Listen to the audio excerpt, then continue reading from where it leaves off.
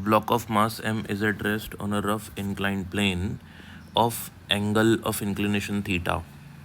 If the coefficient of friction between the block and the inclined plane is mu, then the minimum value of force along the plane required to move the block on the plane is.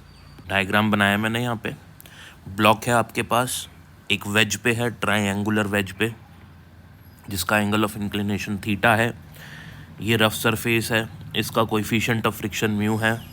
आप इस block पे कितना minimum F force लगा सकते हो कि ये move करे.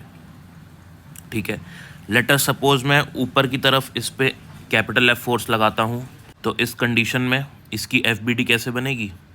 ऊपर की तरफ F force, normal reaction perpendicular to the plane of the perpendicular to the surface of the M mass block. नीचे की तरफ एम जी, इधर आएगा एम जी cos theta, M G sine theta, क्योंकि इसकी ऊपर जाने की टेंडेंसी है, इसीलिए फ्रिक्शन फोर्स लगेगा नीचे की तरफ. तो नीचे की तरफ लगने वाले फोर्सेस ये, ऊपर की तरफ ये. तो इसका मतलब हमारे पास ब्लॉक जो है ऊपर की तरफ मूव करेगा, तो इन फोर्सेस की वजह से मूव करेगा. तो क्योंकि हमने जो ब्लॉक को मूव कराना है, हमको मिनिमम फोर्स की बात करनी है, राइट. तो हमारी जो इक्वेशन बन जाएगी that will be F is equals to F plus M G sine theta. Okay, तो यहाँ से अगर मैं इसको सॉल्व करता हूँ, एफ की वैल्यू होगी म्यू एन. एन है मेरे पास एम जी कॉस थीटा, राइट.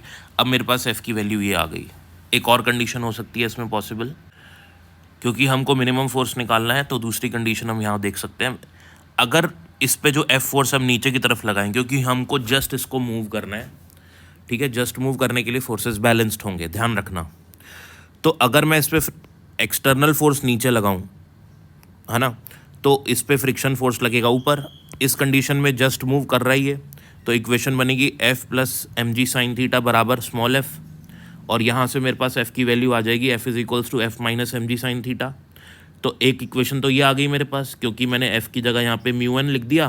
तो एक इक्वेशन आ जाएगी म्यू एम जी cos theta minus M G sine theta, और एक इक्वेशन आ जाएगी एम जी कॉस थीटा प्लस एम जी कॉस थीटा. तो इसमें से कौन सा फोर्स मिनिमम है? ऑफकोर्स ये वाला मिनिमम है ना. एक चीज़ तो हमारा आंसर ये हो जाएगा. इसमें एक चीज़ और देख सकते हैं हम लोग.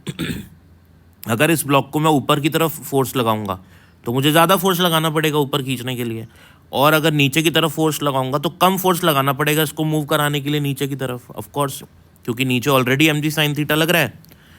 तो और एफ और लगाऊंगा तो एम जी साइन थीटा मेरे फोर्स को सपोर्ट करेगा, तो मुझे कम फोर्स लगाना पड़ेगा. तो इसलिए हम लोग डायरेक्ट भी कह सकते हैं कि जो नीचे की तरफ एक्सटर्नल फोर्स लगाऊंगा जिस केस में, तो मेरी एफ की वैल्यू जो आएगी वो मिनिमम आएगी. So this is our correct answer. Thank you for watching.